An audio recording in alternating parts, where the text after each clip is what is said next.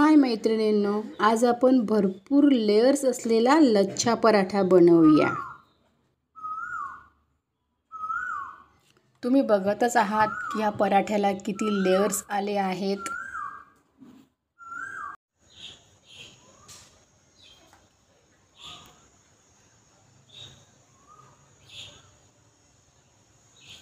चला तर मग लच्छा पराठा बनवायला आपण सुरुवात करूया। लच्छा पराठा बनवण्यासाठी मी 4 वाट्या मैद्याचं पीठ घेतलं आहे। तुम्ही गव्हाचं पीठही घेऊ शकता किंवा मैदा आणि गव्हाचं पीठ दोन्ही मिक्सही घेऊ शकता। तुमच्या आवडीनुसार तुम्ही पीठ घ्यायचं आहे। त्यात चवीनुसार मीठ टाकायचं आहे आणि ज्या वाटीने आपण कणिक घेतलं आहे त्याच वाटीने 1 वाटी दही घ्यायचं आहे। दह्याच्या वाटीत मी पाणी घेतलं आहे आणि हे आता मी पाणी कणिक मळण्यासाठी वापरणार आहे।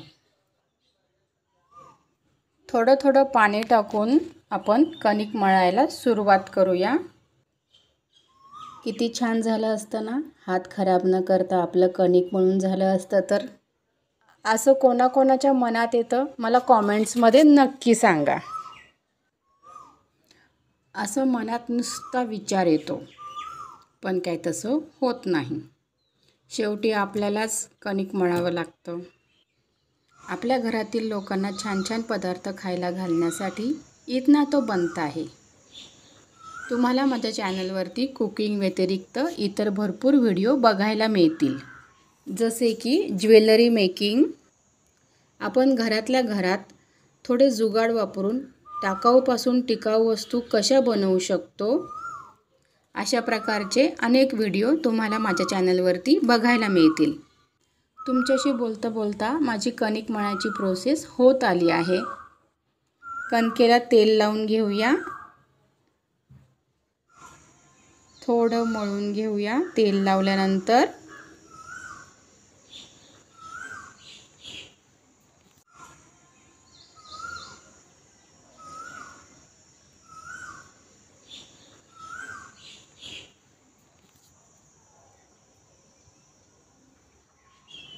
थोडं मळून झाल्यानंतर त्यावर आपण झाकण ठेवून 15 ते 20 मिनिट त्याला सेट होण्यासाठी साईडला ठेवून देऊया। 15 ते 20 मिनिटांनंतर हे कणिक छान एकत्र झालं आहे, मिळून आलं आहे। आता या कणकेला परत थोडं मळून घेऊया।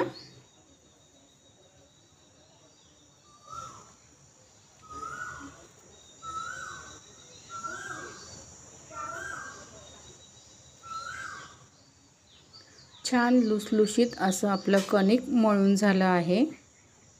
एक लुंडा घ्यायचा आहे आणि त्याची छान पोळी लाटायची आहे।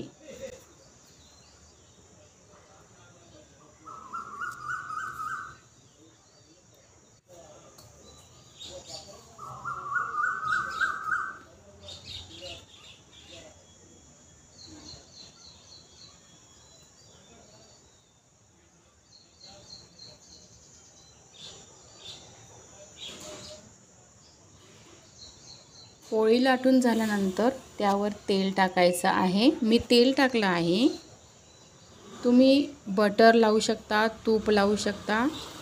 पोळीला आवडीनुसार तेल, तूप, लोणी, बटर काहीही लावू शकता।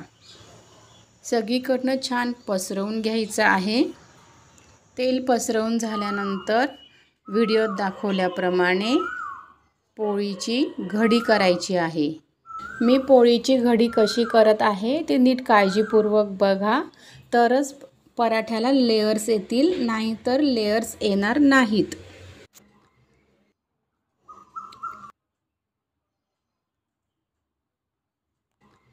लेयर्स करून झाल्यानंतर त्याचे एका साईडने असे व्हिडिओत दाखवल्याप्रमाणे गोल गोल फिरवून घ्यायची आहे आणि शेवटचा जो पदर आहे तो खाली असा टाकायचा आहे। नंतर 2 बोटांनी हलकेच प्रेस करायचं आहे, जास्त प्रेस करायचं नाही. तवा ठेवून गॅस पेटवायचा आहे. आपण जो लोंढा तयार केला आहे त्यावर कणिक टाकून हलकेच हाताने लाटायचं आहे.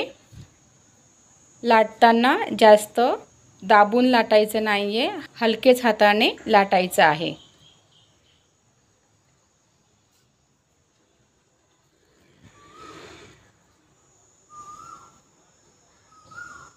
लाटल्यानंतरही असे लेयर्स दिसायला हवे. तव्यावर थोडे तेल टाकायचे. तेल गरम झाल्यानंतर लाटलेला पराठा टाकायचा आहे. तुम्ही बटर, तूप, लोणी काहीही टाकू शकता तुमच्या आवडीनुसार. वरूनही तेल टाकायचं आहे. थोड्या वेळाने पलटी करायचं आहे. बघा किती छान कलर आला आहे, ब्राऊन. आणि अर्धा पराठा एका साईडनी मस्त भाजलेला आहे. पलटी केल्यानंतर परत तेल टाकायचं आहे आणि दुसऱ्या बाजूने पण छान शेकून घ्यायचं आहे.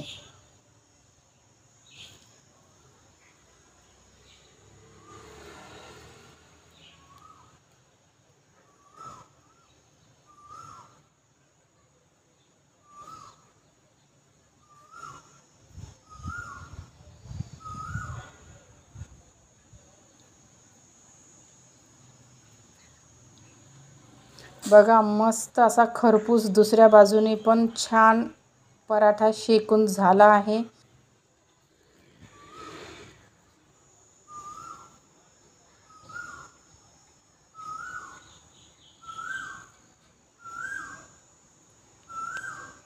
परत पलटी करून दोन्ही बाजूनी छान खरपूस पराठा भाजून घ्यायचा आहे. हे बघा किती छान लेयर्स आले आहेत त्याला. मस्त असे पूड, त्याचे सगळे पूड लेयर्स असे वेगवेगळे दिसत आहे.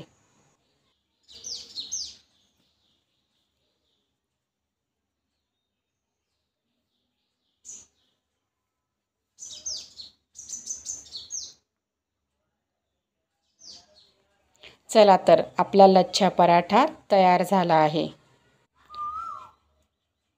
आता लच्छा पराठ्याबरोबर मस्त अशी खमंग छोलेची भाजी. आहाहा, वा! आजचा बेतच आमचा खूपच छान झाला आहे. छोलेची भाजी, कांदा, पापड आणि मस्त लच्छा पराठा. वा! चला तर मैत्रिणींनो, चला या जेवायला. मस्तपैकी ताव मारूया. आहाहा, लच्छा पराठा. वाव, किती छान लसलशीत झाला आहे. वा! आणि त्याबरोबर छोलेची रस्सा भाजी. वाव! तुम्ही पण असाच लच्छा पराठा बनवा आणि तुमच्या घरच्यांना खायला घाला. अच्छा, बाय. परत भेटूया माझ्या पुढच्या व्हिडिओमध्ये. तोपर्यंत बाय बाय मैत्रिणींनो.